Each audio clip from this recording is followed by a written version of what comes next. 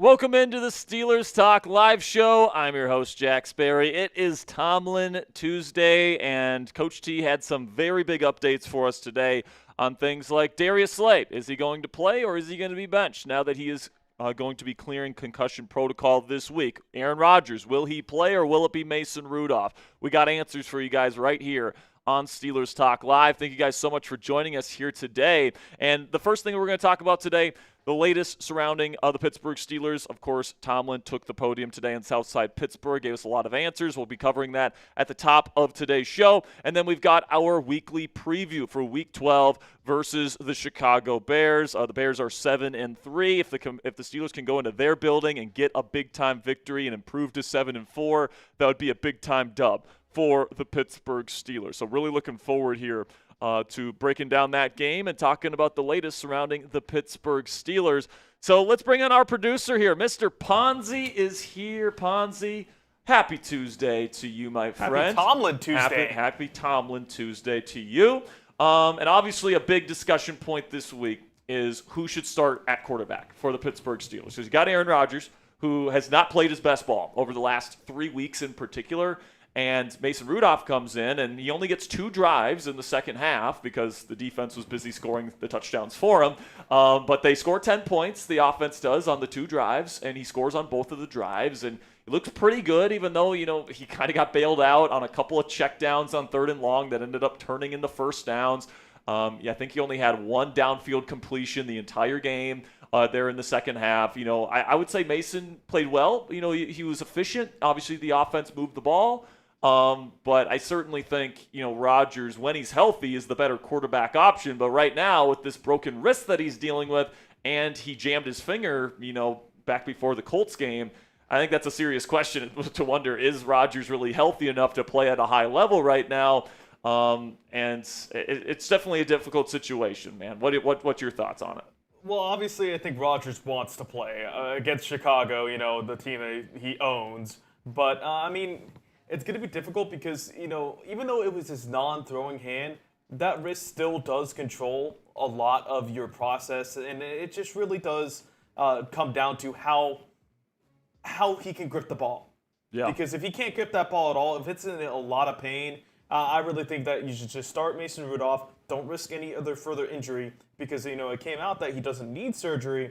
But, you're taking hits in a game that the Bears want to win. Obviously, they want to dispel the, narrative that Rodgers owns the Bears, all that. So it's going to be a very passionate game. And I think that if Rodgers is less than, maybe 80%, 85%, then I think you should sit him.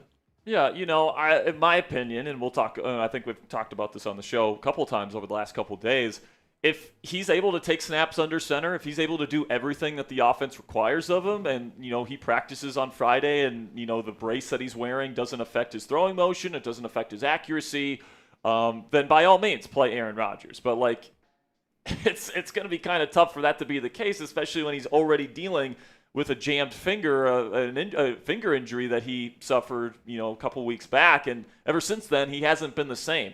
So my thinking is, Mason Rudolph has been very, very solid throughout his career for the Pittsburgh Steelers in a backup role. We saw it back in 2023 when he won those final games in the regular season, leading the league in passer rating during that time to lead us to the playoffs. And then, unfortunately, they weren't able to beat the Buffalo Bills in Buffalo in that postseason game. And then, of course, he goes to Tennessee, and now he's back, and then he plays a very, pretty good second half against the Bengals. And honestly, man, the Bears defense, they turn the ball over a lot, and they're good on 3rd down. But other than that, they give up a lot of big plays. And, Rudolph can throw a good deep ball, and I think the deep ball is going to be a big key to victory for this week's game against the Bears. So I kind of look at Mason Rudolph as kind of like a Ryan Tannehill-esque kind of quarterback. He's not quite as gifted as a runner as Tannehill was. Tannehill could scoot a little bit. Rudolph is a complete statue in the pocket, but Rudolph is an efficient passer that sticks in the pocket, will take hits, and he's got a good deep ball. He plays with good touch, and he's not like a special, game-changing type of mental processor the way Aaron Rodgers is, where he can scan the entirety of the field and read defenses the way Rodgers can, but you give him a read, he's going to make the right decision with that read most of the time. I mean, you saw it on that third down and long completion to Roman Wilson. I mean, threw it with anticipation. Anticipation. You know, it's a pretty ball, and Roman went up and got it. But I mean, he's a competent starter.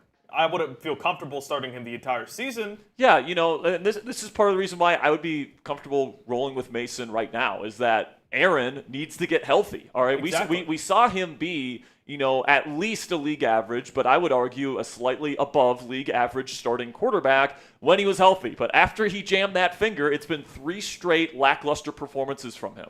All right, so my advice to Rodgers is just get healthy. We know that we can win football games in the regular season with Mason Rudolph.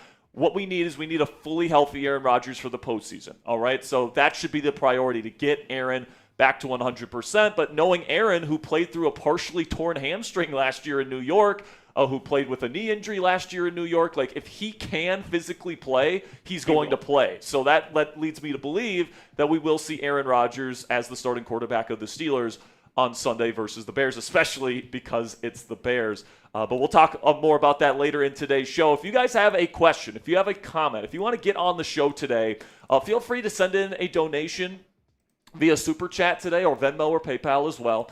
And if you guys got a question, we'll put you up on screen. We'll talk about whatever Steelers topic you want to talk about. And we'll stay live today as long as the questions come in. All right, so we got a couple to get to already on today's show. So let's start with Bernard Nixon. Says, I think Rodgers will play on Sunday. I think he will too. You know, I think that, you know, if he can physically do it, he's going to do it. All right. Like, I think this is one of those situations where personally I would recommend that he just gets back to fully healthy before he comes back, because this team can win games with Mason Rudolph. We said it even going back to our pursuit of Aaron Rodgers, Ponzi. This is a football team that is built to win with defense. And what you need from the quarterback position is someone that can execute the offense. Mason Rudolph can do that, all right? So for me, I would probably recommend that Rudolph play on Sunday if Rodgers is not 100%, because that's what I want. I want a 100% Aaron Rodgers here for this football team once we get to the playoff games in January. And, you know, if he plays, he's going to be putting that in jeopardy, in my opinion. And another thing to talk about here is that your next 3 games are the Bears, the Bills,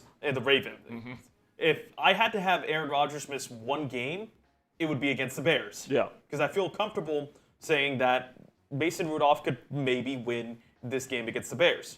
However, if we're talking about the Bills, you know, the Ravens, games that you really want Aaron Rodgers for, I'd rather him sit this week, get a little healthier, and come back next week against the Bills. So, like, that way we're in complete control. Maybe the offense gets a little bit back to where it was before the injury, and he could take this week off and really heal up. Yeah, and another thing, too, is that it sounds like Rodgers is not going to be able to practice until at least Friday. So, like, exactly. So, like, you could think of it in terms of Mason. If you start him this week, he could get 3 days of practice. He could get the full slate of practices this week and really tailor your game plan for this week around him, instead of, you know, maybe having Rodgers, maybe not. You know, I think that discussion is more than warranted as well. Another one from Bernard says, is not having surgery a good thing? Yes, it is. It is. Yes. The fact that it's not so bad that he has to get surgery. I mean, if he had surgery and he'd have to wear like a legitimate, like, full-blown cast on it for a while, that means he wouldn't be able to play for at least a little bit. They might have had to put him on IR. So the fact that it's non-surgical and, you know, all that different stuff, and he can play with it on a brace, you know, means that this is going to be a short-term thing. If he misses this week, I would say, you know, the chances of him playing next week against the Bills are pretty high. So it's just going to be interesting to see if he's going to be able to get himself ready to go, and whether they can find a brace that's safe enough for him to play. Because, like, if he has to go, because, like, the way that this bone breaks, to my understanding, is when you fall and you fully extend your arm out and then you kind of go at a weird angle, that's how the wrist breaks. Yeah, it could also break if you, like, hit something like a helmet. But like that's that. not what happened. It was because of a fall. But that he took. with the fall, what they deemed was that it was a small enough fracture that it could heal by itself. Yeah. Because what surgery does is that basically they go in and heal the bone for you. Yeah, well, they pretty much put screws in it. Exactly. Yeah. So you would have to have a cast no matter what, and you would be deemed out. You couldn't play. But with this injury, it seems like it's more so of a small fracture, or very I think Rappaport said it was a very small fracture. Yeah, it's considered a very small fracture. It's not considered long-term, which is good news for sure, Bernard. $2 from Bernard again, I think. Yes. Says, do y'all think Aaron Rodgers has been terrible? No, man, I don't think, for the most part, I'll say this. He hasn't played great the last 3 weeks. Ever since he had that finger injury on his throwing hand back in Week 9 in pregame warm-ups versus the Colts, I mean, what has happened since? I would say the offense underperformed against the Colts, right? That was really a defensive-led performance. Then he had that awful game against the Los Angeles Chargers the following week. And then the next week, the defense once again kind of leads the way. I mean, he didn't look phenomenal in that game either. He had a couple of downfield misses. So A-Rod over the last 3 games has not been great. But before that injury, in those first 8 weeks, he was actually playing at a pretty decent level, all right? Like, he was top half of the league in a lot of the key efficiency metrics that you look at outside of success rate. He was top 16 in pretty much everything that you look at. But over the last 3 weeks, man, he has not played really well. And he's got to get back to where he was earlier in the season. And I think a big part of that is to get that finger that he injured back in Week 9 fully healed. And whenever that happens, if it happens, then I think Rodgers can get back to playing the way that he was playing, which was really good football. I mean, at one point during the season, guys, we were talking about Rodgers like he was the team MVP, that he was the best thing going about this Steelers team this year, because the defense was obviously struggling. But it just sucks, man, that right when the exact week where this defense got fixed, Week 9, was the exact week he jammed that finger. It's just terrible luck. It's just game warm up too. And like, Rodgers is a tough guy. If he's capable of playing through it, he's going to play through it. But you can't tell me that having that injury to a finger on your throwing hand isn't going to affect your accuracy, isn't going to affect the way that you place the football. And I think that's exactly what we've seen over the last several weeks. And I'm just hoping that finger can get better, and then obviously we're hoping the wrist gets better as soon as possible as well. So I think we just got another $2 here from Bernard. Bernard is always peppering in the $2 questions. You got to love it, man. Appreciate you, Bernard, though. Appreciate you, man. We got over 330 Yinzers watching live right now. Says A-Rod got Favre in him. He's not going to want to miss a game. Yeah, man, he's a tough guy. Obviously old school, never want to miss a game. Played through a number of injuries last year. If he can play on it on Sunday and the team doesn't hold him out, he will play. And my guess is he will play on Sunday. But I think Rappaport said at this point it's 50-50. And by Tomlin's comments today that we'll talk about here in a second, it sounds like he has to practice on Friday or else he will not play on Sunday. So Friday is really going to be that big day to kind of see if Rodgers is going to be able to play. All right, well, I'm not going to make you guys wait any longer. Thank you to all the real ones that are down there in the comment section. Thank you guys for joining us here for Steelers Talk Live. This week on Live, we are going to be going live again on Thursday, starting at 5 p.m. Eastern Time, okay? And then on Sunday, we've got our watch party, all right? We got an hour of pregame coverage, followed by live play-by-play and analysis, and then, of course, our post-game coverage. We're going to have another Super Chat raffle, all that great stuff. It's going to be a fun one on Sunday, guys. It all starts at 12 p.m. Eastern Time. So first segment today, Tomlin Tuesday, news and rumors. We've got some stuff to talk about today, some concerning things that Mike Tomlin said today, as well as the latest injury update on Aaron Rodgers. And then we got our Week 12 preview coming up here pretty soon as well. So make sure you guys click that subscribe button. Like today's stream. We've only got 50 likes on 350 people watching live, so let's get that up to at least 75 likes here before the end of this first segment. And with that, let's get into our first segment of the day.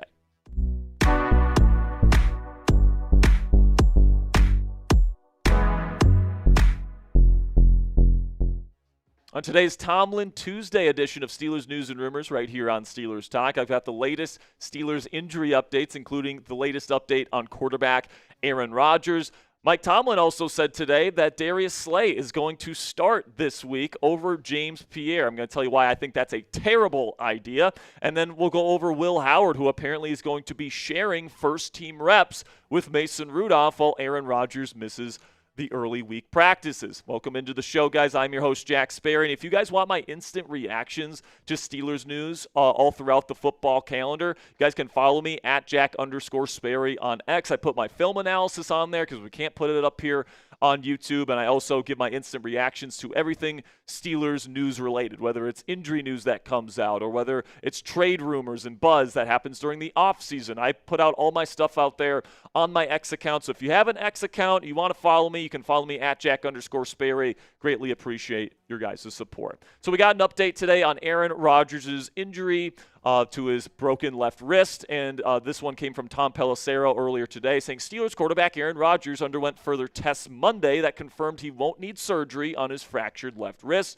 Sources tell me and Ian Rappaport. Rodgers is pushing to play Sunday at Chicago, but doctors must clear him, and his status moving forward is TBD. Now, according to Mike Tomlin's comments today in the south side of Pittsburgh for Tomlin Tuesday, his weekly press conference, it sounds like Friday is going to be the big day this week that determines whether or not Aaron Rodgers is going to be able to play. Tomlin talked about how they have to find some sort of brace for Rodgers to wear to A, stabilize it, and B, allow Rodgers to do all of his normal functioning stuff as a starting quarterback in the National Football League. And if they can do all that by Friday, he will practice, and Tomlin made it seem like he has to practice if Rodgers is going to play on Sunday. So the clock is ticking for Rodgers to find a way to be able to play on Sunday, and he has to do that by Friday, or else it sounds like Mason Rudolph will get the start for the Pittsburgh Steelers. But it also sounds like Mike Tomlin is very open to Rodgers playing this weekend. This is what Tomlin had to say on Rodgers' status.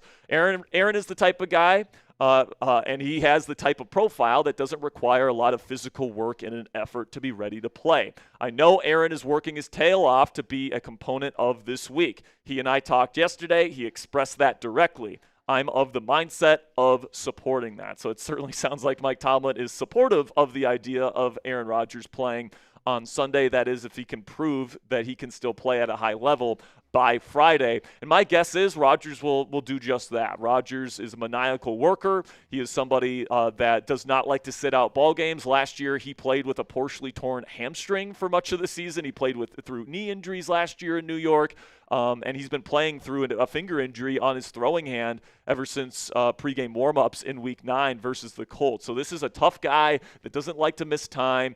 For obvious reasons, he doesn't have a lot of time left in his career, and he doesn't want to miss any game that he doesn't have to. So my guess is Rodgers will find a way to end up playing on Sunday, and let's just hope he doesn't make it worse if he does, in fact, play. But my whole take on the situation, guys, is honestly I would almost lean more towards playing Rudolph, because I want the quarterback for the Pittsburgh Steelers on Sunday to be able to do everything, whether it's take snaps under center, whether it's take snaps from shotgun, be able to throw comfortably. And I just don't know if Rodgers is at a place right now where he's dealing with an injury to a finger on his throwing hand, and then he has a broken wrist on his non-throwing wrist, where he's going to have to be wearing a brace that he's not used to. I just feel like that's a lot to be dealing with as a quarterback, where obviously your hands and your wrists are really important to being able to play at a high level. And frankly, even without the wrist injury, we haven't seen Rodgers play at a very high level these last 3 games, and especially because he won't have a lot of practice time. At most, he's going to have 1 day of practice. Everything just kind of points to me to go with the competent backup here in Mason Rudolph. But if I know Aaron Rodgers and if I know Mike Tomlin, if Aaron's able to play, he will be the quarterback for this football team come Sunday afternoon. So let me know who should start down there in the comment section. Type AR for Aaron Rodgers or type MR for Mason Rudolph. This will be the pinned comment on today's show. In just a second here, I'm going to tell you about our sponsor today at Harry's. And while I tell you about our sponsor today, let me know which quarterback should start for the Pittsburgh Steelers here in Week 12. With that, let's have a word from our sponsor today at Harry's. And I don't have to tell you guys that maneuvering the men's razor space nowadays is kind of a nightmare. The quality products are always super expensive, and refills are also really expensive. But then you try to save a little bit of money, and you get stuck with dull razors that you can really only use once and sometimes cut and irritate your skin. That's exactly why I switched to Harry's Plus, and I haven't looked back since. Harry's Plus has an advanced pivoting system to reach every corner of your face, refined blade tech for a closer, smoother shave, and a weighted metal handle, which is Harry's heaviest handle ever for added control and comfort. But I think the best part about Harry's Plus is how affordable it is. Harry's owns their own world-class blade factory in Germany, which means no outsourcing and no middlemen. And because they control the entire process from steel to shelf, Harry's keeps costs low and passes the savings on to you, the customer. And if you don't love your shave, Harry's will make it right. No questions asked. Their risk-free trial means there's zero downside to giving them a shot. And I actually brought my Harry's Plus razor into work today to show you guys that I actually use and love all of Harry's products. I've been using them really since I've started to shave and really going back to college because, obviously you want to use quality products, but being a college kid, you don't have the funds to get these super expensive products and let alone their refills. But Harry's allowed me to get a barbershop quality shave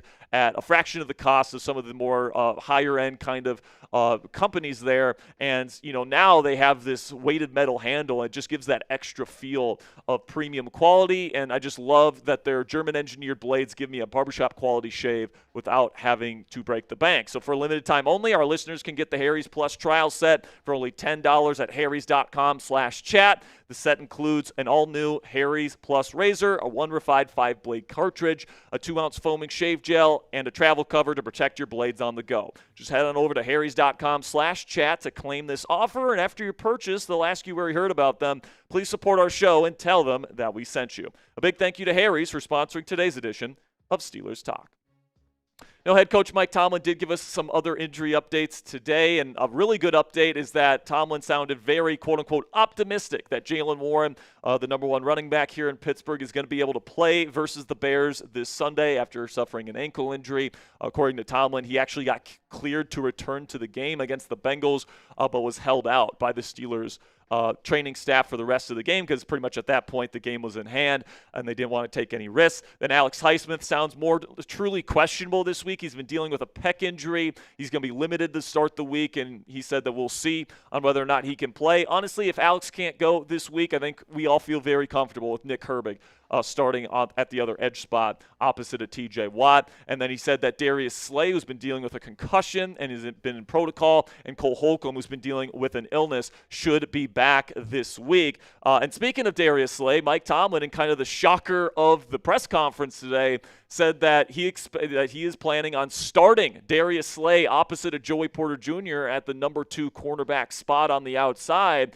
And playing him over James Pierre, who has been playing incredible football ever since Slay got injured in the middle of that Chargers game just 2 weeks ago. He's currently ranked actually as the number 1 cover corner according to PFF coverage grading. And this is what Tomlin had to say about the cornerback position. Quote, Slay will step back in if healthy. James Pierre deserves time, but Slay will step back in when healthy. Unquote. So listen, man, I really, really, really disagree with this move from head coach Mike Tomlin. And, there's been a lot of outrage about this on Steelers Twitter, and frankly, for good reason.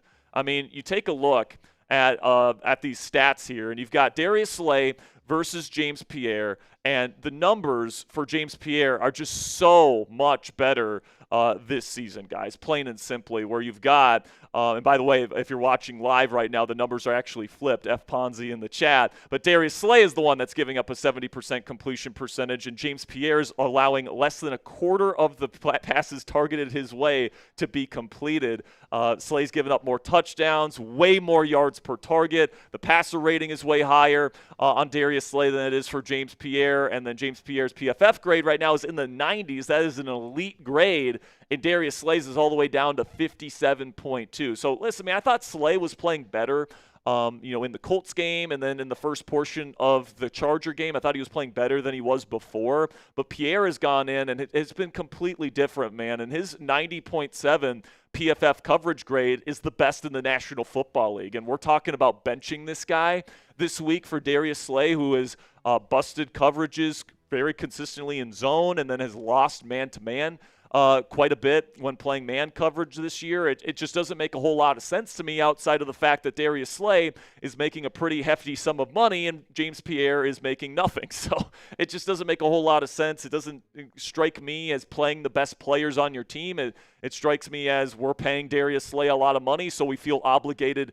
to play him. And also the fact that they're planning on starting Darius Slay begs the question, why did this team feel the need to sign Asante Samuel Jr.? Because it feels and sounds like that they feel like Darius Slay is more than good enough as a number 2 outside corner. And James Pierre, they obviously feel very good about as a depth piece on the outside. Brandon Echols has been playing well in the slot. So why exactly did they bring in Asante Samuel Jr., and why did ASJ sign with the Steelers if he wasn't being guaranteed, a starting job in this defense? I think that those are very interesting and very valid questions to ask here.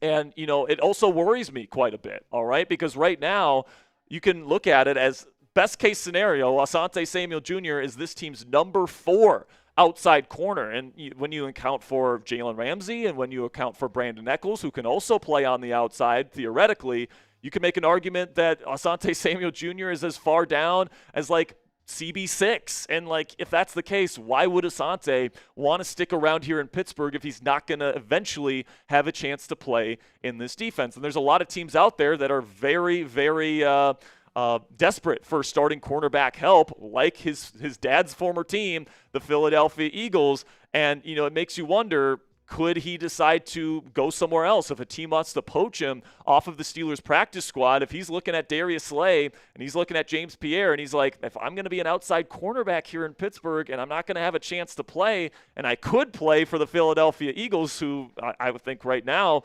has a greater chance to win a Super Bowl this year, and he actually gets to play. I mean, if I'm Asante, there's no real reason why I wouldn't want to go play for Philly. So this definitely has me concerned, because Asante obviously can't get poached by a team if he doesn't agree to go to them. But if the Steelers really don't have any plan to play him this season, why would he not want to go play for a team like the Eagles, for example, where his dad obviously played for them for quite a while? Asante Sr. has said publicly on Twitter that he would love for his son to play for that football team, and then they have cornerback needs right now. It just makes a lot of sense that the Philadelphia Eagles would be interested in Asante, and if the Steelers don't get Asante going and into the program here, wouldn't surprise me at all if he ends up getting poached and we end up losing out on a 26-year-old very promising outside corner in order to play Darius Slay in the final year of his NFL journey. So now shifting our focus back to the quarterback position, because I'm done talking about corner, man. That is just a stupid decision as far as I'm concerned from Mike Tomlin. But speaking of Tomlin, he did hint today that Will Howard is going to get some first-team reps with the Steelers offense in practice this week. Obviously, Will didn't get any first-team reps during training camp, really, because of his finger injury, and then he's been on IR, and then he's been doing scout team work ever since he's gotten back from his injury. Suited up for the first time last week, and now we are just one play away from Will Howard playing in an NFL game. This is what Mike Tomlin had to say about the quarterback situation in the early portion of the week. He said, certainly this week will provide opportunities for Mason Rudolph and Will Howard to get quality work as we start the week. Will has been with us the whole time, and he's a super sharp guy. I like the general trajectory of his work. He's certainly in a position that he's in, doesn't get a lot of quote-unquote Steelers reps, but the reps that he does get with the scout team, he is taking advantage of, and I'm sure there will be an uptick in those opportunities this week. So it sounds like Will is going to get a real opportunity here to get some reps in practice with Aaron Rodgers on the mend. And, right now, if Aaron Rodgers does not play on Sunday, which is a possibility, that means, we are just one play away from Will Howard being injected into his first ever NFL action. And, I think that the practice reps this week that are going to be given to him is going to be pretty much in preparation for that instance. Because, we just saw it last week. Your quarterback can get injured at any point in time. And Will Howard, in that instance, is going to have to be ready to step in and hopefully lead this team to victory, just like Mason Rudolph did for this team last week. So predict it for me down there in the comment section. Does Will Howard take any significant snaps for Pittsburgh this season? Give me a yes or a no down there in the comment section. For me, I don't think so. I think Rodgers and Rudy will probably take a lion's share of the significant snaps, but you never know. Let me know what you guys think down there in the comment section. To finish up today's show, and that'll be it for today's program. Make sure you guys click that subscribe button if you haven't already. We're going to have more Steelers content coming your way tomorrow and all throughout Week 12 in preparation for this week's game against the Chicago Bears. So make sure you click that subscribe button if you haven't already. Until next time, guys, here we go, Steelers. Make sure you guys get those super chats in. I think we got a couple more that we got to get to before our next segment here, Ponzi. Also, F Ponzi in the chat for screwing up that for screwing up that graphic. Man, he made it seem like Darius Slay was playing great. Yeah. That was like I saw the numbers and I was like, because I did my check obviously, and I was like, I saw the numbers and I was like, wait a minute, these numbers look good for Slay. This is terrible. This is a terrible job by me. Yeah. Terrible. Terrible. But Interstellar Reaper with a 5 says Mason Rudolph should start. Mason is an elite QB when around the holidays. Remember when he saved Christmas? Listen, man, he was awesome in that Cincinnati Bengal game a couple days before Christmas a couple years ago. Saved the season, and he ended up getting 2 more wins for the team down the stretch. And unfortunately, didn't get the job done in the postseason in Buffalo. But listen, man, Mason has showed time and time again he is a more than serviceable backup. And this is part of the reason why I think I'm leaning towards starting him this week over Rodgers, is because I want a healthy Aaron Rodgers come playoff time. We have seen what Mason Rudolph looks like in the playoffs, and it's not good enough, all right? And didn't win you a game. But, can Mason Rudolph get you a win or 2 or a win or 3? In the regular season? Absolutely, man. This defense, when it's working well, a guy like Mason Rudolph, who honestly reminds me a lot of Ryan Tannehill in terms of, kind of stiffer throwing motion, but good executor. You put a read in front of him, he's going to make the right decision. Good arm strength, can throw the ball down the field, throws with good touch and accuracy.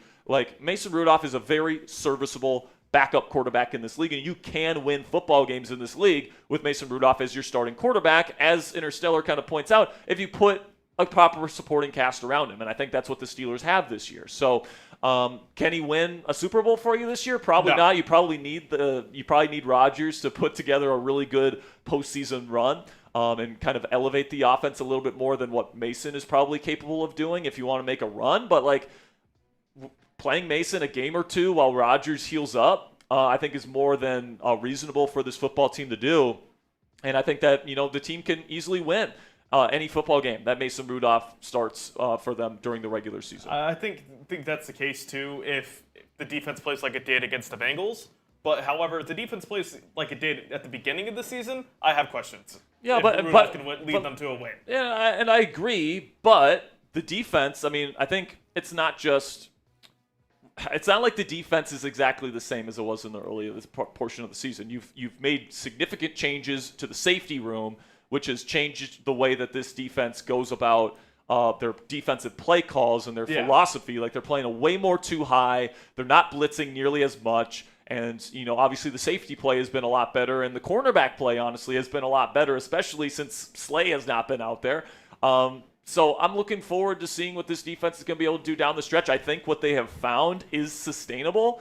It's just about finding a groove on offense now, which they frankly haven't had in the last 3 games. So hopefully they can get that going. And hey, if Mason's the one that's able to get that groove going, we can certainly have a conversation about. Certainly has flip-flops since the beginning of the season. Yeah, it's just frustrating too, right? Because you talk about the Steelers as a team that, just hasn't been able to put it all together this year. Either the defense is completely stinking it up or the offense is. And, very rarely have we seen this, a full, complete game where the offense is playing well and the defense is playing well.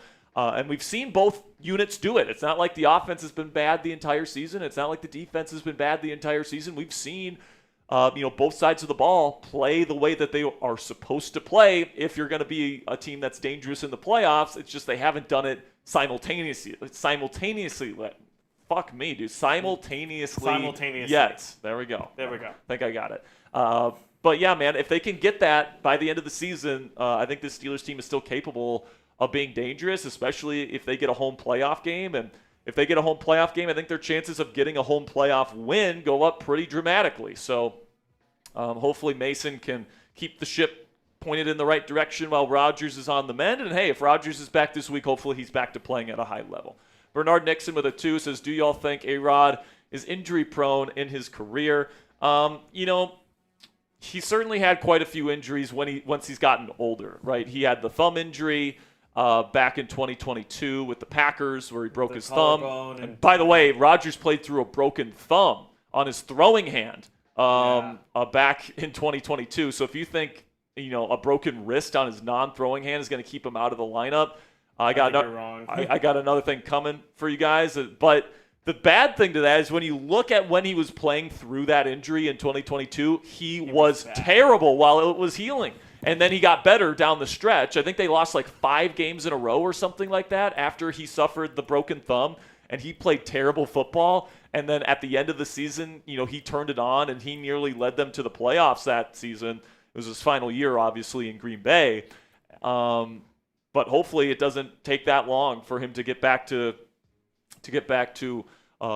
his normal form, because first 8 weeks of the season, man, Aaron Rodgers was playing really, really good football. He just was. But the last 3 games, that just hasn't been the case. Since that Colts freak injury in practice, in pregame warm-ups, fuck, man, it's just weird. It's one of those things too, because you feel like Aaron Rodgers is one of the old guards of, I'm gonna tough it through. I'm gonna try to play through all these injuries because I want to lead my team, and I think I'm the team's best chance to win. But sometimes you just got to sit them. Sometimes, I'm not saying the Steelers should, but if it gets to a point where it's okay, in practice he's noticeably off, then maybe it's hey, let's go with Rudolph this week. Yeah, that's the thing, is that Rudolph is a more than capable backup. So if Rodgers is not going to be his normal self, and by normal I mean first 8 weeks of the season normal, then I wouldn't play him. I would play Rudolph, because I don't think that the difference between Rodgers and Rudolph was as big as people want to make it out to be on Sunday. Rodgers had his 4th highest passer rating of the season. He had his 4th highest yards per attempt of the season. He did make some decent throws. They weren't necessarily downfield shots, but really nobody was hitting downfield shots because it was windy. So I thought A-Rod played okay before his injury, but it wasn't like he was playing awesome, So I'm just hoping that whoever plays at quarterback this week is serviceable. And I know for a fact Mason Rudolph would be serviceable. I'm not 100% sure that Rodgers would be. So hopefully the Steelers make the right call on that. $5 from Smoothest Buddhist says, if they start blown play Slay, I'm jumping ship and becoming a Birds fan. LMAO. I think you're going to have to be a Birds fan from now on then, Smoothest Buddhist, because it sounds like Slay's going to start. Unless it's mind games, but I doubt that. I can't disagree with the decision more, because frankly, he's played his way out of the job. Now, I think that once they made the switch to Ramsey and Duggar at safety, and they've put less pressure on the outside corners to hold up in man coverage, I think since they did that, Slay played better in the Colts game, and he played better in the Charger game, had a couple pass breakups, but generally speaking, he has not been great this season, and Pierre's been better than him. It's just a fact that James Pierre has been better than Darius Slay this year, and I frankly, I don't give a shit that you paid Darius Slay all that money, all right? I really don't. Play your best players, all right? And especially because you're going up against DJ Moore likely this week as their number 2 receiver. Roma Dunze has really become Chicago's number 1 receiving weapon. Do I trust Darius Slay to go up against DJ Moore? No, I don't. I really don't. Okay, so there we go, Ponzi. Yeah, I fixed it. Ponzi figured it out, so that's what the graphic was supposed to look like there. But, James Pierre has played really well. He helped shut down Jamar Chase and T. Higgins, or at least contain them this past week. And, Darius Slay was allowing whatever they wanted to them just back in Week 7. So I just don't know how you look at the film between these two gentlemen and come to the conclusion that Darius Slay should be the starter. I just don't get it.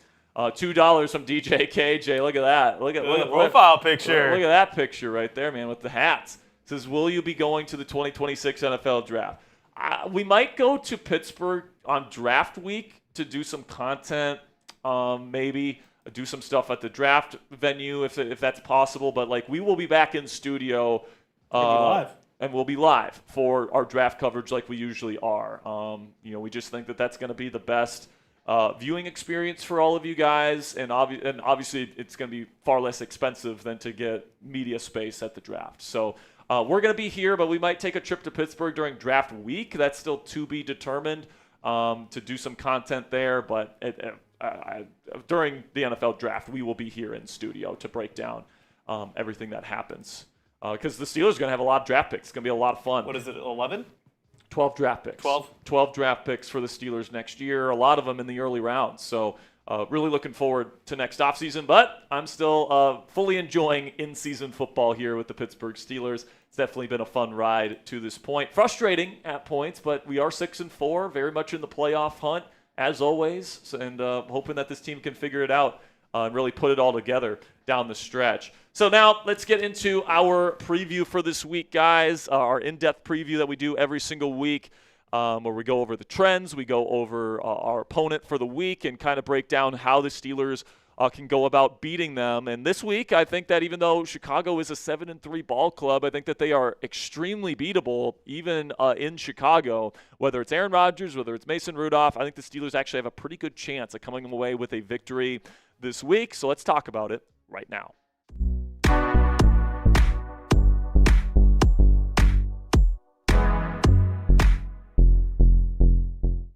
This week, the Steelers travel to the Windy City to take on the Chicago Bears here in Week 12 of the 2025 NFL season. And today on Steelers Talk, we've got our in-depth look inside this matchup. Going to be talking a lot about the Bears, what they like to do, what they don't do as well, go over their roster, go over Caleb Williams, their quarterback, Ben Johnson, their new head coach, and just talk about the ways that the Pittsburgh Steelers can engineer victory this week and get themselves to 7-4. Now, before we get into the content today, we are doing a friendly subscriber battle with our friends at Bears Now here at Chat Sports. Right now, they have added 56 new subscribers this week. We have added 53, which is a pretty good number at the early portion of the week, but we are 3 behind them right now, and I would love to pass them and not give up that lead for the rest of the week. So if you're a new viewer and you just coming upon our channel for the first time, or you've watched our show for a little while, but you haven't clicked that subscribe button yet, we are counting on you guys to be able to help us win this week. All right, the people that are the real ones that have been subscribed for a while, they can't help us out here. It's got to be new blood, new viewers need to click that subscribe button to help us beat the Bears in our subscriber battle this week. So I would really appreciate it if you guys click that subscribe button and join the Steelers Talk family today. And then, of course, this week, the Steelers will be traveling to Chicago to take on the NFC North first-place team right now, the Chicago Bears, 7-3.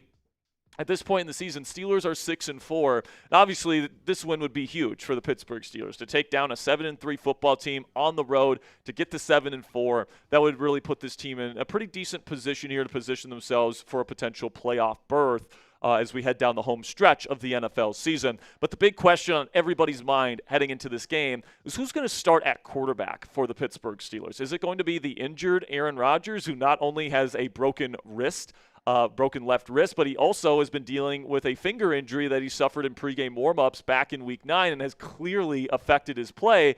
And then Mason Rudolph comes in the second half of last week's win versus the Bengals, only gets 2 offensive drives, but the team scores on both of those drives. He looks pretty efficient. And it wasn't a perfect performance by any stretch of the imagination, but he is a more than serviceable backup. Now, my guess is Rodgers is going to gut it out. I think that he will practice on Friday, and I'm sure that he's going to say that he feels good enough to be able to play on Sunday, and I think Tomlin is going to do whatever Aaron Rodgers wants, frankly, at this point. So I think Rodgers will gut it out. I mean, Rodgers played through a broken thumb back in 2022. People forget that, back with the Green Bay Packers. Now, unfortunately, as he was gutting out that injury, I think the Packers lost like 5 straight games because he wasn't playing at a high level. And listen, man, when you're dealing with injuries to your hands as a quarterback and to your wrists, that can be something that's very difficult to play through and play at a high level through. So that's what worries me about this football game, is that Rodgers plays and he just plays so bad that the offense can't do anything, and that leads to a Bears victory.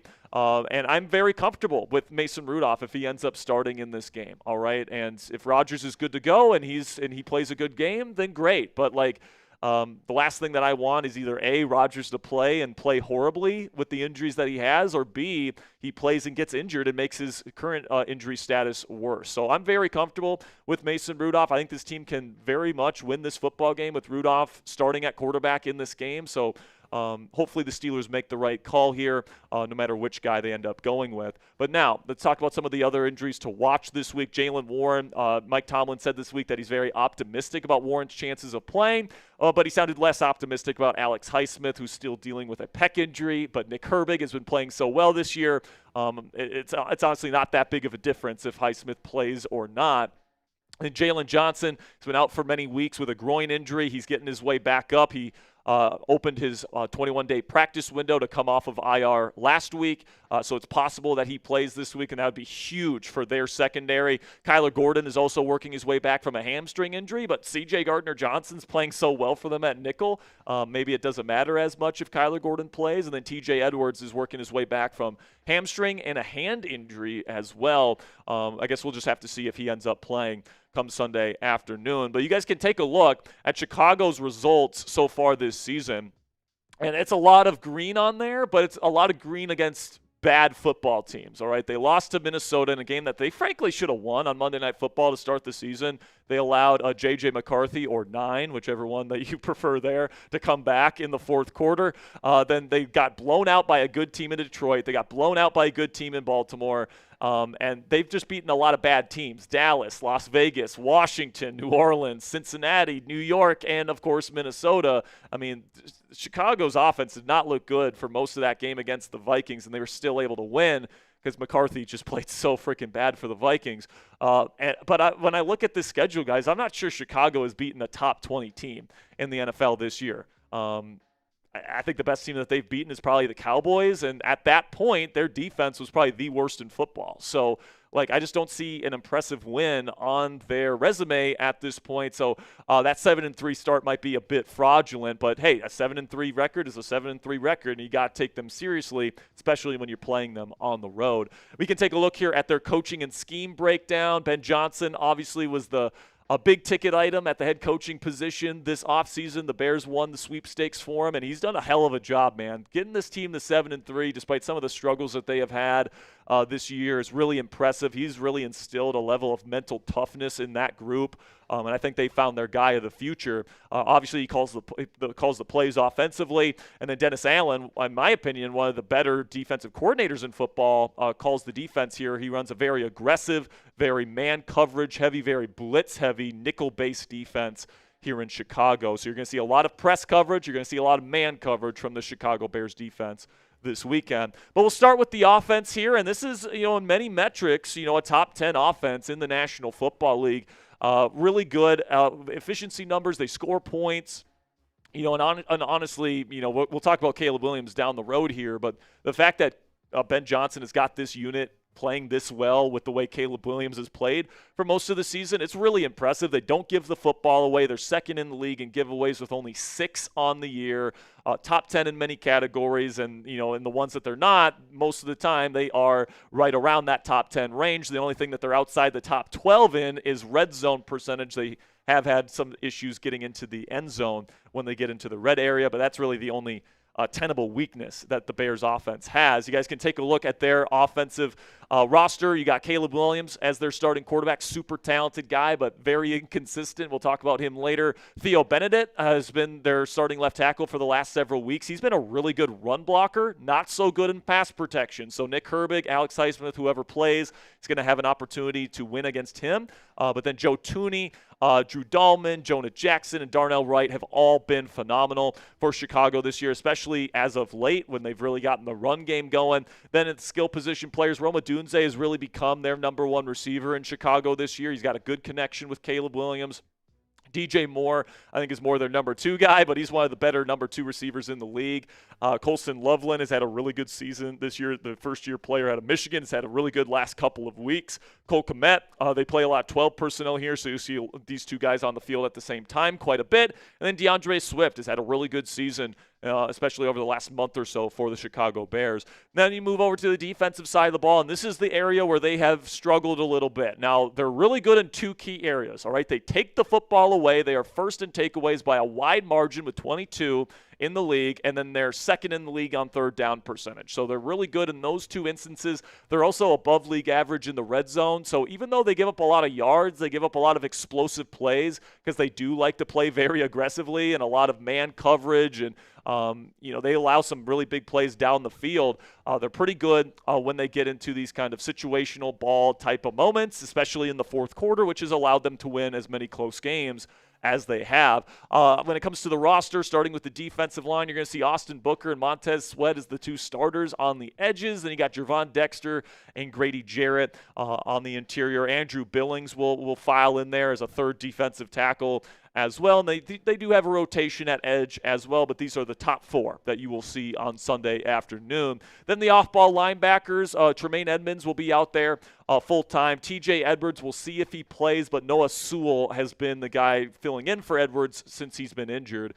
So I guess we'll just have to see if Edwards gets the go-ahead by Sunday afternoon. But then in the secondary, we'll have to wait and see on Jalen Johnson if he's able to play, but he's one of the better cover corners in the National Football League, and if he plays, he's going to be able to maybe take away DK Metcalf in this ball game. Tyreek Stevenson, not the best outside cornerback in the world. He can be exploited. Kevin Byard and Jaquan Brisker, pretty decent safety duo there. And then CJ Gardner-Johnson playing the nickel, man. He has been a big-time addition for them. He's physical. He's already got 3 sacks for the Bears since they added him. He's just been somebody that's a good cover player. He's always been a really good big nickel, and he's really showing that for the Chicago Bears right now. He's been huge for them. And if Johnson can't play, Jalen Johnson I'm talking about here, it's going to be Nashawn Wright, who's played quite a bit for them this year. But if it's Tyreek Stevenson and Nashawn Wright, that's a cornerback duo that this Steelers team should be able to exploit, and I'm hoping that they can come Sunday afternoon. So still to come here on the Steelers Talk preview here in Week 12. Keys to victory to beat the Chicago Bears on their home turf there at Soldier Field. Then I got my scouting report on Caleb Williams, and then, of course, as always, I got my score prediction here for this Week 12 matchup. But before we get into the rest of this week's preview, let's have a word from our sponsor today at Ethos. And guys, the summer before I started here at Chat Sports, my family unfortunately lost my late grandfather. And as you tend to do when you lose a loved one that's close to you, you begin to think about your own mortality and what would happen to the people dependent on you if something were to happen. With today's sponsor, Ethos, your family is protected. Cassie and I are getting married soon, and shortly after that, I imagine we'll buy a house and start having some kids. Something were to happen to me, I want the last thing the people I love to worry about is being able to pay the bills. So I trust Ethos to keep them protected. As you probably already know, however, the process for obtaining life insurance can be super confusing or straight up annoying with how tedious the process can be. That's where our friends at Ethos come in. As of March of 2025, Business Insider named Ethos the #1 no medical exam instant life insurance provider. Ethos is an online platform that makes getting life insurance fast and easy to protect your family's future in minutes, not months. There is no complicated process, and it's 100% online. There's no medical exam required, and you just answer a few health questions to get a quote in as little as 10 minutes. Protect your family with life insurance from Ethos today. Get your free quote at ethos.com/NFL Daily. That's ethos.com/NFL Daily to get your free quote today. Application times may vary, rates may vary, and a big thank you to Ethos for sponsoring today's edition of Steelers Talk. So starting our list of keys to victory here this week. Number 1, you really want to make Caleb Williams beat you. Now, Caleb is a super talented, kind of developmental type of quarterback, but he is certainly somebody that's still developing, and he has had his growing pains this year, and Ben Johnson has done a really good job kind of scheming around some of those weaknesses in Caleb's game. He's not the best mental processor in the world. The accuracy has been all over the place this year, and he holds the ball longer than any other quarterback in the National Football League. But the positives are just as evident as any quarterback in the National Football League, frankly. He's got crazy arm talent, maybe one of the best and most powerful throwers on the run I've ever seen in my entire life. He's also got really great playmaking instincts outside of the pocket, really good pocket presence. His pressure to sack ratio this year is really low despite holding the ball forever, and he can run the football too. If you let him outside of the pocket, he's capable of beating you with his legs, and he's been a very clutch performer for them this year, consistently delivering in the fourth quarter to get his team in the W column this season. But you look at the numbers, and obviously it's not fantastic all around. There's a couple of areas where he's doing a pretty good job. He's not turning the football over all that often. He's top 10 in turnover play rate. He's doing a good job avoiding sacks despite holding the ball for as long as he does. He's around league average in yards per attempt efficiency. But in terms of the EPA, in terms of success rate, in terms of his accuracy, all those kind of areas, he ranks bottom 10 among starters right now. So he is certainly somebody that is beatable. And the Steelers defense that has played so much better and has shut it down legitimately really good quarterbacks over the last several weeks. Guys like Daniel Jones and Justin Herbert, they were able to corral, and all these guys. I think Caleb Williams is probably the worst quarterback that they're going to face here over this 4-game stretch over the last month, and that includes Joe Flacco, and that's saying something when it comes to Caleb Williams. But then I think a big key to victory for the Steelers in this game is going to be to plug up the run. All right, the Chicago offense, with their offensive line, with the way DeAndre Swift can use his long speed to get huge gains, they really rely on that run game to really be the heart and soul of this offense. And as we discussed earlier, it's a good plan. It's a top 10 offense in the league right now with DeAndre Swift and that offensive line leading the way. And they also get very creative with the screen game, with the jet sweep game, with the reverse game. They can get really creative with that stuff, and that's another key to victory for this game, guys, is that Mike Tomlin, Terrell Austin cannot get fooled in this ball game. All right, we've seen really good play callers this year, guys like Matt LaFleur really take it to Terrell Austin and Mike Tomlin at points this season, and they've been out-coached by guys like Clint Kubiak of Seattle and, of course, Matt LaFleur with the Green Bay Packers at times this year. And, what Ben Johnson has done with this offense, frankly, this year with the way Caleb Williams is playing, and he's honestly not playing that well this year, is kind of amazing. He's just really tailored this offense around the strengths of it, and he's one of the best guys in the league at doing that. And he's going to do that in this ball game, so the Pittsburgh Steelers better be ready to counter that. Then we get to the offensive side of the ball, and I think the way you beat this Chicago Bears defense is that you attack them down the field. Now, this is a little bit concerning because the Steelers have not attacked downfield pretty much the entire game. I think they have the lowest percentage of passes, 10-plus and 20-plus yards down the field out of any team in the National Football League this year. But against the Chicago Bears team that is second and third down percentage on defense this year, you got to try and avoid third downs as much as possible and try to get those big explosive plays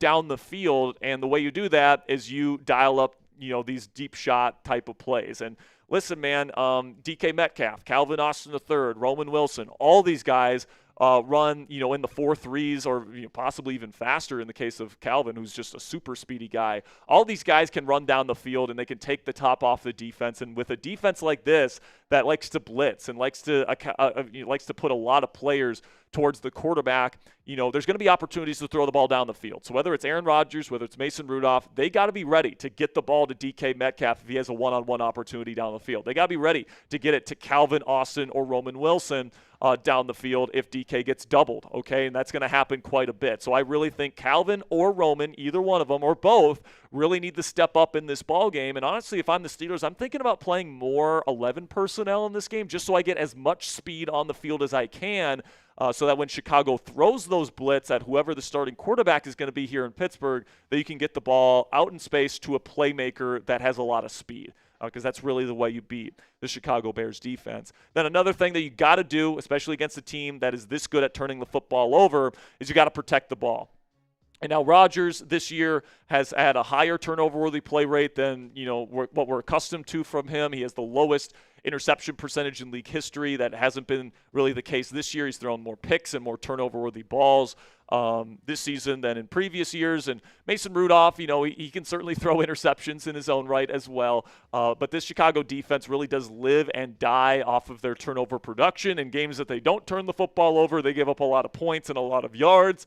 And then, when they can turn the football over, they do a really good job holding down the opposing team. So I really think that attacking the ball down the field and then of course, protecting the football are going to be the two really big keys to victory. And if you can do those two things, especially if you protect the football and have no turnovers in this game, your chances of winning this game are going to go up by quite a bit. But then the final key to victory here for me is to make the play late. All right, I think this game will be somewhat close in the fourth quarter.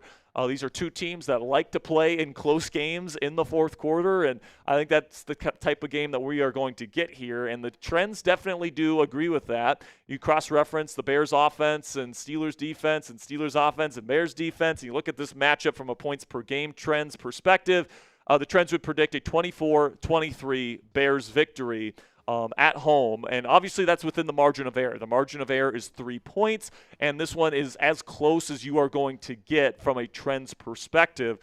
So I'm going to go with the Steelers to win this one. I don't think it'll be a blowout or anything like that. I think that this is a very frisky Bears team, and I don't think it'll be a perfect day for the Steelers, especially on the offensive side of the ball. But I think that the defense will once again play pretty darn well. I think that they will be able to get after Caleb Williams, and I think that this will be an instance here where the Pittsburgh Steelers come away with a victory, and they are able to execute that play, whatever that is, in the fourth quarter to come away with a slight victory in Chicago. So it's your turn. Let me know down there in the comment section. Predict the score of Steelers versus Bears this week in the Windy City. I've got 23-20 Pittsburgh Steelers. Let me know what you guys think down there in the comment section. And that'll be it for today's edition of Steelers Talk by Chat Sports. Thank you guys so much for watching this week's preview. We do in-depth previews like this every single week here on this channel, 100% free for you guys to enjoy. And of course, we go live for every single Steelers game as well. So if you guys want that in-depth Steelers content every single day here on YouTube, there's a reason why we got over 100,000 subscribers, and we're the only Steelers news program here on YouTube to have that number. So make sure you click that subscribe button if you haven't already. Greatly appreciate your guys' support. And until next time, here we go, Steelers. All right, we got some super chats here, and we'll stay live as long as the questions keep coming in. We still got over 370 people watching live. Great audience. Fantastic audience here on a Tomlin Tuesday. We got Next Big Thing YouTube, $5, says, would you trade Highsmith, swap our first-round pick and or our 2027 first-round pick for Mendoza or Simpson? I would. Yeah. I mean, I don't see a reason why not. I mean, like, if they like their guy and they say, we want Fernando Mendoza or Ty Simpson, and I think they're both, I'd be happy with either. I mean, I'd be willing to do that trade. That's not an overpay at all. You can probably include Dante Moore in that equation too, as far as I'm concerned. Oh yeah, I mean, of course. If he comes out, that is. But like, here's the thing, man. I've been saying, before the trade deadline, I was not entertaining Alex Highsmith trade discussions, just because you have a three-headed monster at edge, and it pretty much injury-proofs this defensive line. So why give that up in a win-now season? But when you look at the dynamic heading into next offseason, you're in a position where there is an arms race to go get quarterbacks in the NFL draft next year. Multiple teams have multiple first-round picks. They have a lot of ammo to go get a quarterback. Right now, Alex Highsmith, who's a really good outside linebacker, edge rusher, very versatile player, very good player, is one of the most intriguing trade chips that the Steelers have at their disposal that can give them an advantage over other teams that have maybe slightly more early round draft capital. And if you can get into the top 10 to take Fernando Mendoza, Ty Simpson, Dante Moore, one of those guys, if they really like the Norris Sellers, if he comes out, maybe. But I think it makes sense. I do think it makes sense to trade Highsmith to go get a quarterback of the future. And the reason for that is you just don't get to play Nick Herbig as much as you probably want to with Highsmith on the team. And you're going to have to pay Herbig eventually. Obviously, you already paid TJ Watt, so you're not going to be trading him away unless you want to take a giant cap hit. So it just makes sense to let go of Highsmith, whose contract, he's still got a couple years left, but, at that point, it makes some sense if you get the right quarterback in the right situation that would open yourself up to extend Nick Herbig and keep him on the team with TJ Watt for the foreseeable future, and it would allow you to be able and get your quarterback of the future. And you have Jack Sawyer on the team, who is, in my opinion, a very, very serviceable third edge rusher, and you can always go get another one in the draft in the middle rounds with the many picks that you have in the middle rounds. So in terms of a team-building strategy type of perspective, if you can go get a guy that you love at quarterback in the first round next year and trade up into the top 10, and if the price tag is your first-round pick next year, maybe Alex Highsmith and then another higher draft pick, I think that's a price that's a pretty reasonable price tag to go get a top quarterback prospect. So I love Alex Highsmith, man. You guys know how much I love him as a player.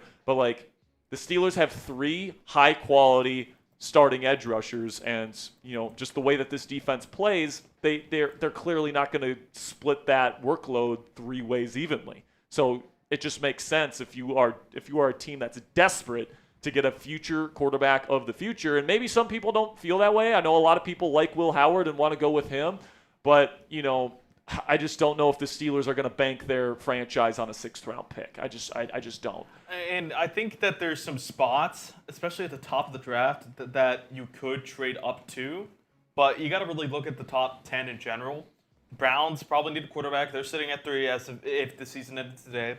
Jets looking for a quarterback at 4. Raiders probably. I mean, Geno Smith's been terrible. Saints maybe. I don't know. No, yeah, maybe. We'll see on Chuck the rest of the year. And Cardinals maybe, and then Rams. Rams could use, obviously, they're probably going to get even a higher pick with the Falcons. Michael Penix might be out for the season. Right. So it's a great question, next big thing, and I think I'm very willing to do it. All right? I think I'm very willing to include Highsmith in a deal to go get a quarterback. Because let's face it, guys, I've been saying it on the show. If you don't have a really good starting quarterback, you're not going to win anything. You're on the search for one, and until you get one, and until you get that guy locked up, you're not going to be a perennial contender the way that the Steelers desire to be. If we want to get back to Pittsburgh Steeler football of old, where this team is consistently legitimately competing for championships, you got to have that quarterback that's a legit top 10 guy that's capable of elevating a team. And if you don't have one of those guys, you're on the hunt to get one. And if you have surplus type of resources at a specific position, this time in this situation, it's defensive end, and you can trade one of those guys and a 1st-round pick to go get a guy that you think is the future and can be really special, I would not hesitate to make that move personally.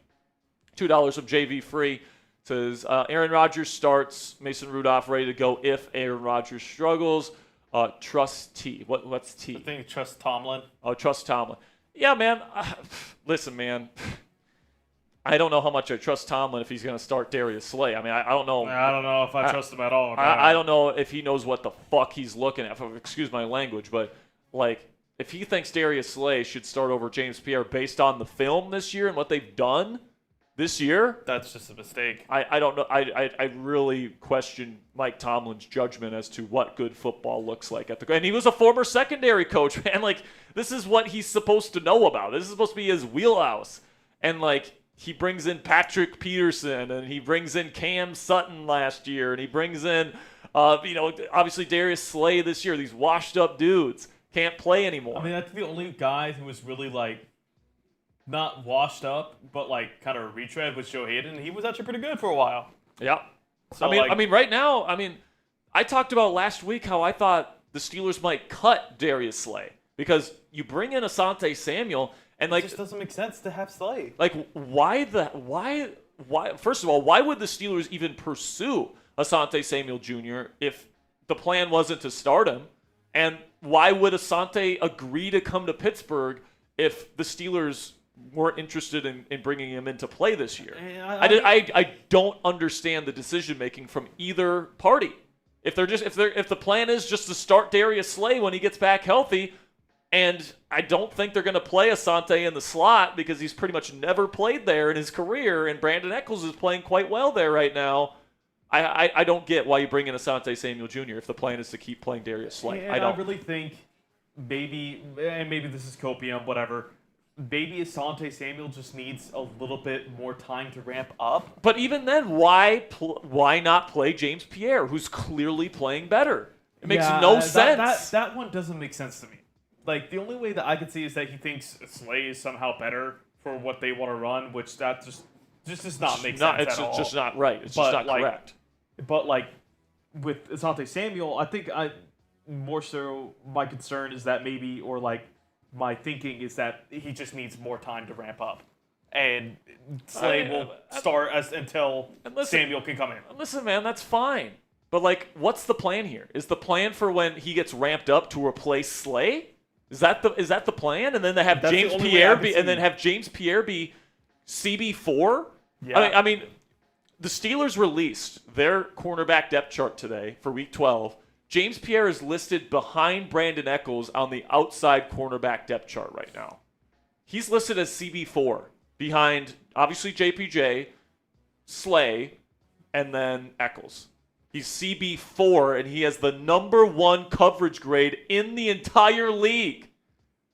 What the fuck are we doing, man? He had a great preseason, great training camp. He's played terrific in the regular season. What else do we need to see to play James Pierre and give him that full-time starting job that I think we agree he has earned? And it's like, if they wanted to, I could at least understand it, Ponzi, if they were like, we're going to start Asante Samuel Jr. I could at least understand that because he could be the long-term answer. Obviously, he fits that CB2 type of role in this Steelers defensive scheme really, really well. I could understand it if they were like, all right, ASJ is ready to go. We're going to start him over James Pierre. But no, we're going to put Darius Slay in front of James Pierre?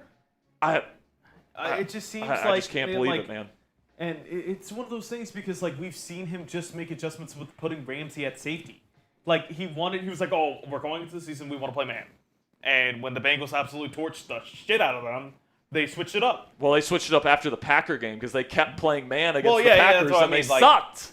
Yeah, and my point more exactly if getting Kyle Duggar, getting those moves to address the secondary, and then you're still addressing the secondary by signing Asante Samuel Jr., but you're still starting Darius Slay. I don't know. I mean, listen, man, Slay was playing better against the Colts and against the Chargers before he got injured than he was playing previously.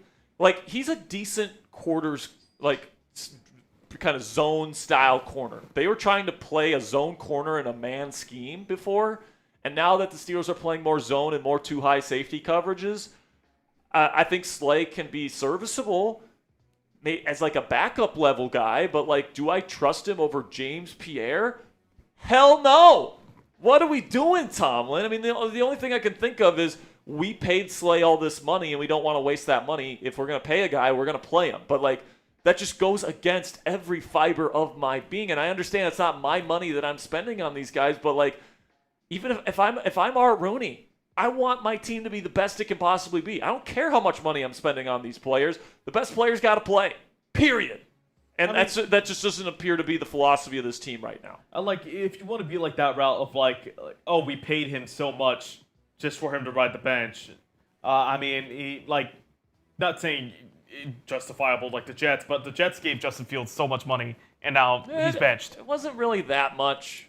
More guaranteed? For a quarterback, it wasn't that much. Well, I'm saying more they gave him money, and they're gonna have to take a sizable, dead cap hit next year. But it's more so the same thing of Slay's kind of comparable in that fact. What, 12.5 was the contract? 10 point something. 10 I think. Point something.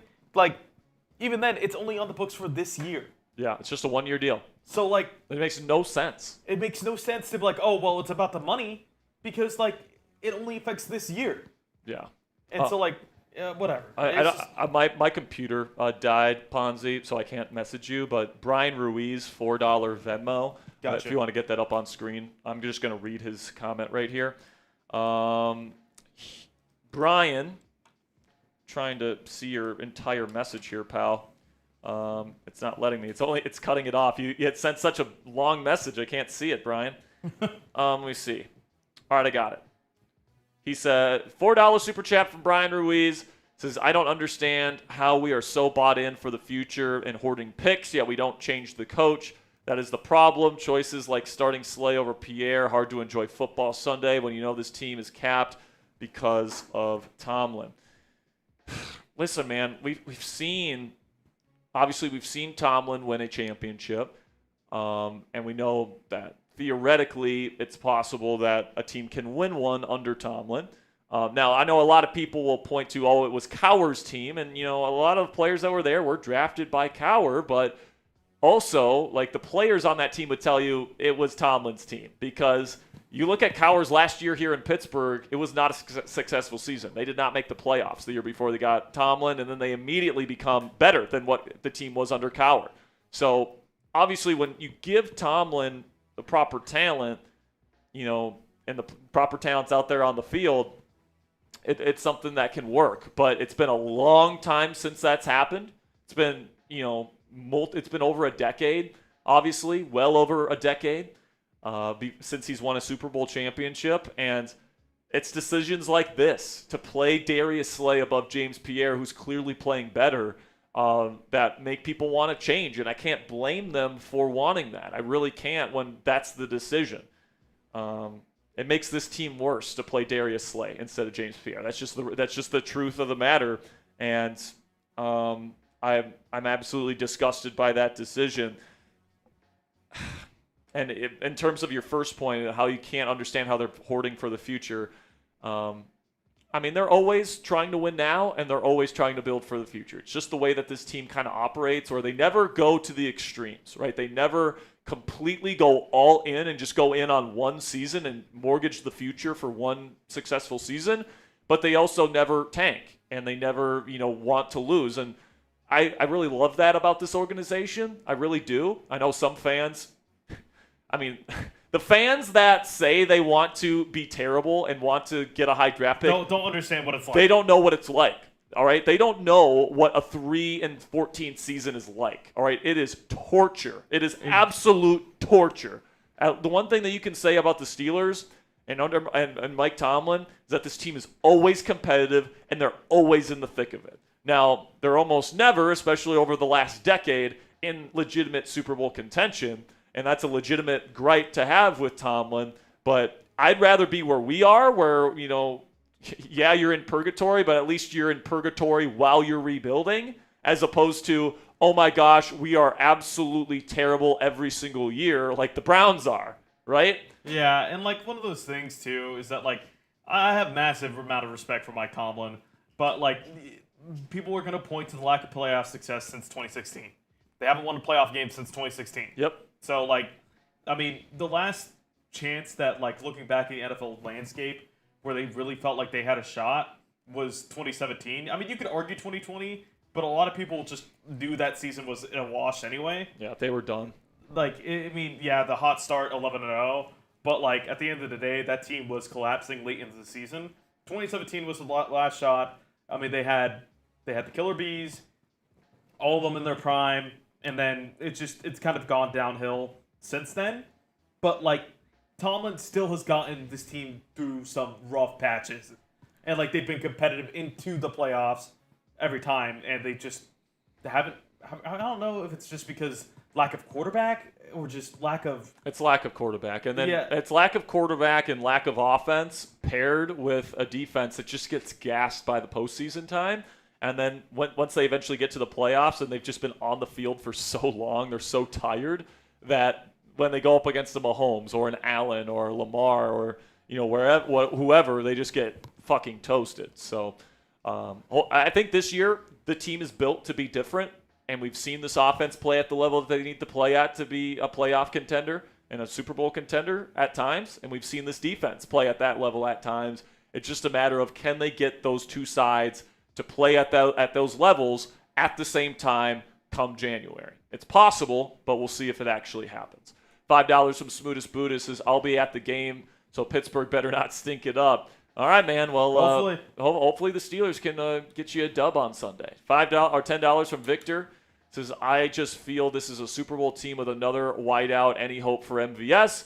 Just think another wide receiver on the outside opens up the rest of the O. And Jack, out of curiosity, are you from Pittsburgh? No, I'm not from Pittsburgh, actually. I'm from Minnesota, and I have a split family. My dad grew up in the 70s, and even though the Vikings were good in the 70s too, the Steelers were the team that was winning, and the Vikings were the team that was losing.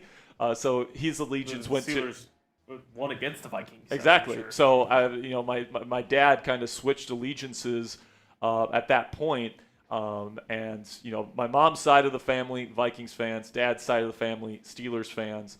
Very split. So I'm split, but of course, as boys tend to do, they follow their dads, right? So yeah.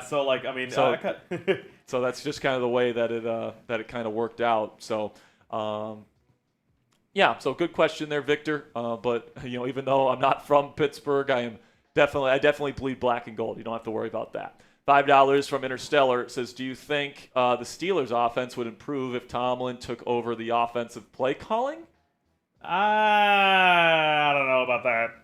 Well, Interstellar, I hate to break it to you, Tomlin's not an offensive guy. And like the whole thing is, he's a defensive, he was a defensive guy. He always has been. And Tomlin, if he had to call offensive plays, no way, man. Like Dan Campbell, he was an offensive player in the league. He was a tight end coach. Like he was the assistant head coach under Sean Payton. Like he has an offensive background, so that's not exactly the same thing there, Interstellar, where Dan Campbell's an offensive-minded head coach, so he's better suited to do that. I mean, he's only coached the offensive side of the ball. Exactly. So the equivalent to this, Interstellar, would be if Tomlin takes over defensive play calling for Terrell Austin. But honestly, the defense is playing good right now, so I don't see any reason to make that change at this point, honestly. Is that the final one? No. Okay, we got some more. So we'll keep going as long as you guys keep donating. Love chopping it up with you guys. Interstellar with another one.